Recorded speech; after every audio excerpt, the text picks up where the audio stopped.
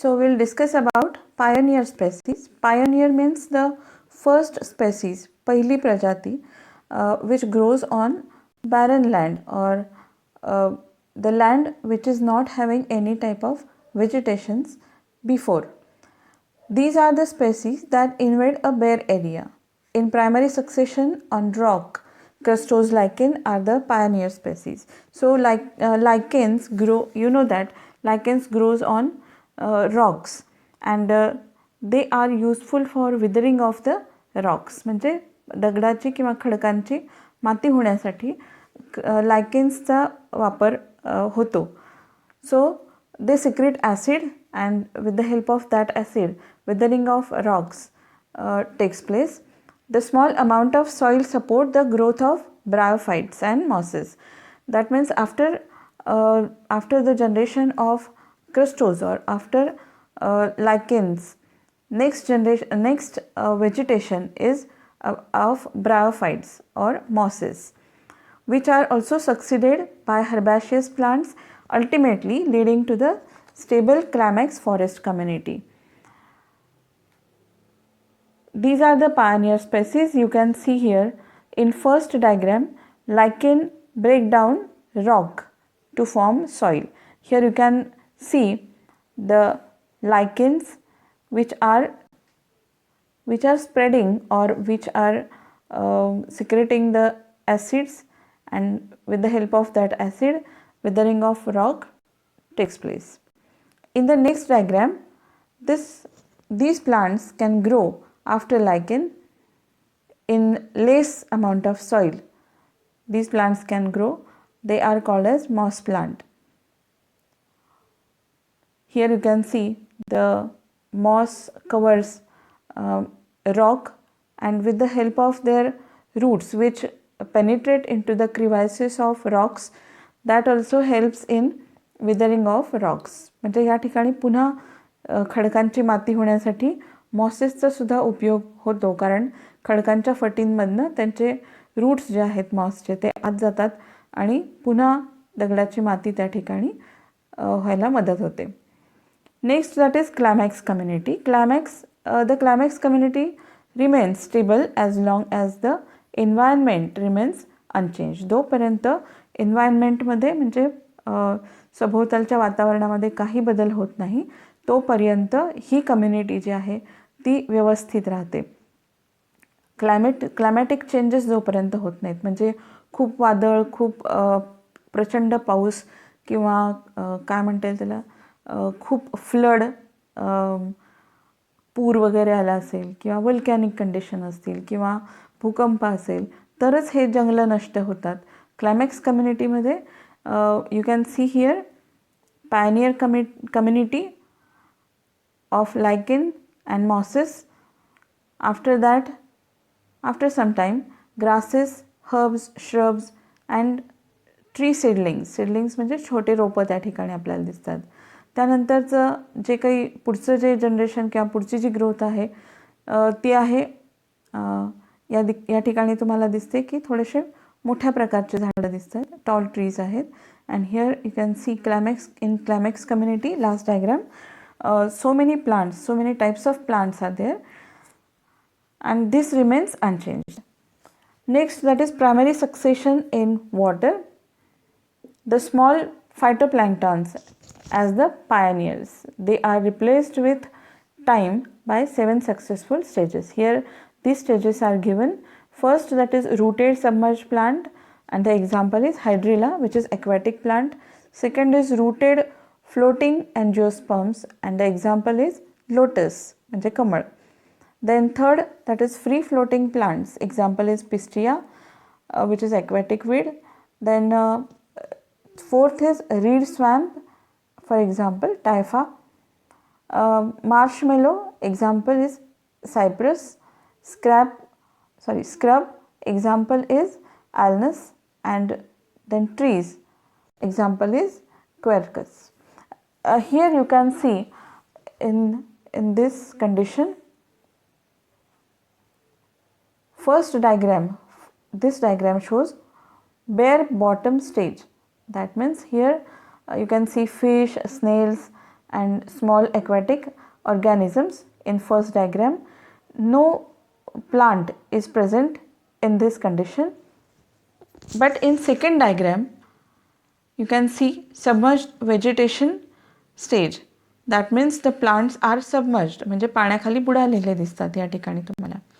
आणि हे प्लांट्स जे आहेत ते खूप छोटे आहेत. They are very small plants and they are present in water. Okay, so they are submerged plants. पाण्यामध्ये पूर्णपणे बुडालेले प्लांट्स आहेत. In C diagram, third diagram, you can see emerged vegetation stage. Emerged म्हणजे बाहेर आलेले दिसतात थोडेसे. ह्याच्यामध्ये मगाशी आपण बघितलं की थोडेसे टायफा वगैरे या ठिकाणी, टायफा म्हणजे पाणगवत ज्याला म्हणतो आपण, ते इथे यात सी स्टेजमध्ये आपल्याला दिसतं. आणखीनही असे काही प्लांट्स आहेत की थोडेसे ते जमिनीवरती आलेले आहेत, पाण्यातून वरती आलेले आहेत, असे प्लांट्स दिसतात. Then in D diagram, D stage, you can see temporary pond. So here वरचे जे आत्तापर्यंत पाहिले त्यातलं पाणी भरपूर होतं. ह्या डायग्राममध्ये तुम्ही बघू शकता की जमिनीची किंवा मातीची जागा जास्त वाढलेली आहे ॲज कम्पेअर टू वॉटर. म्हणजे पाण्याचं प्रमाण या ठिकाणी कमी झालेलं आहे. That is due to large vegetation. ह्या ठिकाणी व्हेजिटेशन म्हणजे झाडं वगैरे जास्त येतात, आलेली असतात. डायग्राममध्ये थोडेसे कमी दाखवलेले आहेत, पण या ठिकाणी खूप झाडं यायला सुरुवात होते आणि ते जितकं पाणी ॲब्झॉर्ब करतात त्याच्यामुळे पाण्याचं प्रमाण ह्याच्यामध्ये कमी होतं. आणि लास्ट डायग्राम जे आहे that is about climax or forest stage. म्हणजे जे पाणी साठलेलं होतं पूर्वी, काही काळापूर्वी, तर ते आता या ठिकाणी हळूहळू झाडं जी आहेत, एकदम आधी सुरुवातीला बघितलं आपण छोटे झाडं होते, त्यानंतर थोडे जास्त मोठे झाडं यायला लागले आणि नंतर त्या झाडांचं प्रमाण पण वाढलं आणि त्यांची हाईटसुद्धा वाढली. आणि आता लास्ट डायग्राममध्ये आपण बघू शकता की तुम्हाला ट्री कॅटेगरीमधले प्लांट्स दिसतात. वृक्ष या कॅटेगरीतले प्लांट्स तुम्हाला क्लायमॅक्स फॉरेस्ट स्टेजमध्ये दिसतात. Okay, then that means the water absorption is more in this stage. ह्या लास्ट स्टेजमध्ये पाण्याचं ॲब्झॉर्प्शन जे आहे ते या ठिकाणी जास्त असतं. Next, that is secondary succession. Here the species that invade depend on the condition of the soil, availability of water, the environment, as also the seeds or other propagules are present. Since soil is already there, the rate of succession is much faster and hence climax is also reached more quickly. ह्याचा अर्थ असा आहे की primary सक्सेशनमध्ये आपण बघितलं की bare land होते. पाण्यामध्ये मागच्या डायग्राममध्ये आपण पाहिलं की पाण्याचं प्रमाण जास्त होतं किंवा पाण्यामध्ये सुरुवातीला कोणत्याही प्रकारचे प्लांट नव्हते. नंतर त्या प्लांट्स कसे हळूहळू वाढत गेले, त्यांची संख्या वाढत गेली आणि नंतर आपल्याला जंगल तयार झालेलं त्या ठिकाणी दिसतं. तर म्हणजेच काय, तर बॅरन लँडवरती किंवा पूर्ण क्लीन वॉटरमध्ये आधी कोणत्याही प्रकारचे प्लांट्स नसतात, म्हणून ते प्रायमरी सक्सेशन आहे. म्हणजे सुरुवातीला किंवा प्रायमरीली त्या ठिकाणी प्लांट्स तयार झालेले आहेत. परंतु सेकंडरी सक्सेशनमध्ये ऑलरेडी त्या ठिकाणी व्हेजिटेशन असतं. व्हेजिटेशन ऑलरेडी त्या ठिकाणी असतं आणि ते व्हेजिटेशन कोणत्या तरी कारणामुळे नष्ट झालेलं असतं. म्हणजे ते कारण कुठलंही असू शकतं. भूकंप असेल किंवा पाणी संपलेलं असेल त्या ठिकाणचं, किंवा ज्वालामुखी झाला असेल, किंवा फ्लड म्हणजे पूर आलेला असेल, असे अनेक, किंवा लँडस्लाईड असू शकतात. असे अनेक कारणं जे आहेत त्याच्यामुळे त्या ठिकाणचं व्हेजिटेशन नष्ट होतं. There the vegetation removed from that area and that land becomes baron. आणि त्याच्यामुळे ती लँड जी आहे, ती जमीन जी आहे ती उजाड होऊन जाते. एकही प्लांट त्याच्यावरती राहत नाही. अशा कंडिशनमध्ये पुन्हा केव्हा तरी एखादं सीड त्या ठिकाणी पडतात, सीड्स पडतात किंवा स्पोर्स पडतात आणि त्याच्यामुळे नंतर जे प्लांट्स यायला किंवा ग्रो व्हायला लागतात, that is called as secondary succession. So here this is the best example of secondary succession. You can see here a fire in a forest. Okay, so heading is forest fire at Yellowstone National Park. National पार्कमध्ये आग लागलेली आहे एका Yellowstone national पार्कमध्ये. सगळी झाडं पूर्णपणे जळून गेली वणव्यामध्ये. हे आहे सेकंडरी सक्सेशनचं एक्झाम्पल.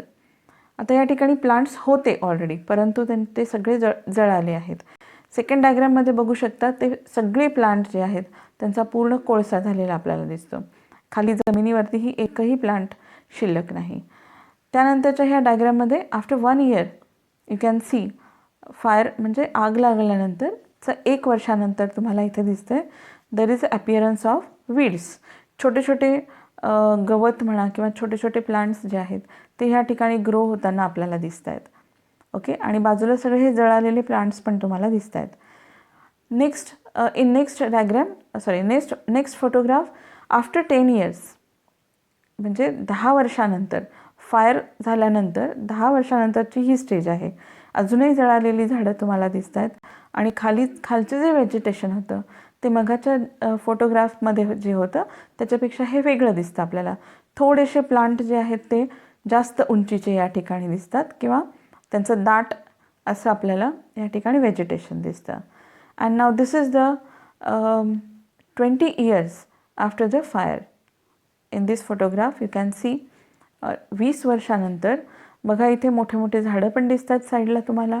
खाली श्रब म्हणजे झुडपांसारखे पण दिसतात, खाली गवतही दिसतंय आणि बऱ्यापैकी त्या ठिकाणी आता हिरवळ निर्माण झालेली आहे आणि ह्याचंच रूपांतर नंतर दाट अशा जंगलामध्ये होतं. Okay, so this is a example of secondary succession. Here we can see the difference between primary and secondary succession.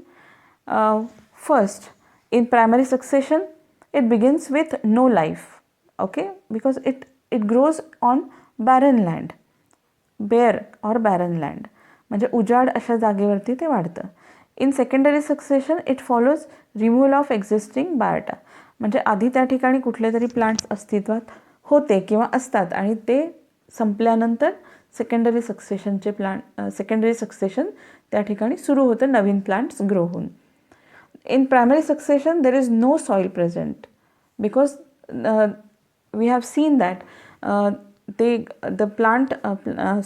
The lichens grow on rock to form the soil. या ठिकाणी सॉईल फॉर्म होण्यासाठी lichens जे आहेत ते रॉकवरती वाढत असतात. परंतु secondary सक्सेशनमध्ये already तिथे प्लांट असतात, ऑलरेडी ते प्लांट कुठल्या तरी कारणाने रिमूव्ह झालेले असतात, पण माती मात्र असते. So soil is already present in secondary succession. Then third is in primary succession, this is new area और you can say it is a very pure area. त्या ठिकाणी आत्तापर्यंत काही उगवलेलं नसतं असा तो एरिया असतो. So it is called as new area. For example volcanic island, म्हणजे ज्या ठिकाणी वोल्कॅनो वगैरे इरप्शन झालेलं आहे असा एरिया या ठिकाणी आपण कन्सिडर करू शकतो. In secondary succession it is old area. Okay, so for example following a bush fire, we have seen it right now. Then in primary succession lichen and moss come first. आधी या ठिकाणी primary सक्सेशनमध्ये रॉक्सवरती आपण पाहिलं आहे मगाशीच की lichens आधी वाढतात, ज्याला दगडफूल असं म्हणतात, मसाल्याच्या पदार्थांमध्ये ते असतं. आणि लायकेन्सनी थोडीशी माती सोडायला सुरुवात केली की त्याच्यानंतर ग्रो व्हायला सुरुवात होतात mosses. In secondary succession the plants grow with the help of seeds and roots which are already present in that area. Then in primary succession biomass is low, म्हणजे त्या ठिकाणी पालापाचोळा किंवा प्लांट्सचे जे काही रेसिड्यूज आहेत, मटेरियल आहे, वेस्ट मटेरियल, ते या ठिकाणी अजिबात नसतं किंवा फार थोडंसं असतं. But in secondary succession biomass is higher. त्या ठिकाणी ऑलरेडी आधीच्या व्हेजिटेशनचा पालापाचोळा असेल किंवा बायोमास म्हणतो आपण, झाडाचे काही पार्ट्स असतात तुटलेले किंवा गळून पडलेले, ते त्या ठिकाणी प्रेझेंट असतात. So this is the difference between primary succession and secondary succession. Okay, thank you.